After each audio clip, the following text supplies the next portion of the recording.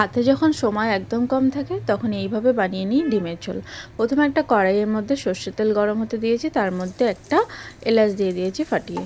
তারপর তার মধ্যে দিয়ে দিয়েছি কুচিয়ে রাখা পেঁয়াজগুলো দিয়ে একটু ভাজা ভাজা করে নেবো। আর পেঁয়াজটা যখন ভাজা হয়ে যাবে তার মধ্যে আমি দিয়ে দিয়েছি পেঁয়াজ, টমেটো, আদা, রসুন আর জিরে বাটা দিয়ে কিছুক্ষণ নাড়াচাড়া করতে থাকবো।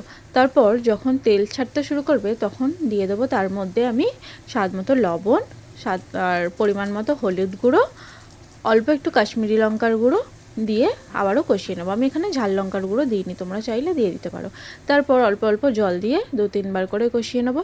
তারপর যখন তেল ছাড়তে শুরু করবে তখন পরিমাণ মতো জল দিয়ে ওটা ফুটতে দিয়ে দেবো। যখন ফুটে উঠবে তার মধ্যে দিয়ে দিলাম ডিম ভেঙে, মানে ওই ডিম ভেঙে বাটি করে গোটাই দিয়ে দেবো, যেরকমভাবে আর কি পোচ করা হয়।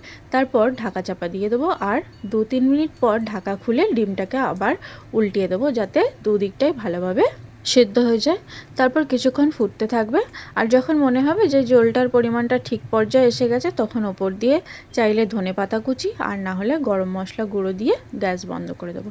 তাহলে দেখতেই পেলে কতটা সহজ। আর এখানে দুটো আমি কাঁচা লঙ্কাও দিয়েছি। ভালো লাগলে ফলো করে দিও। Thank you.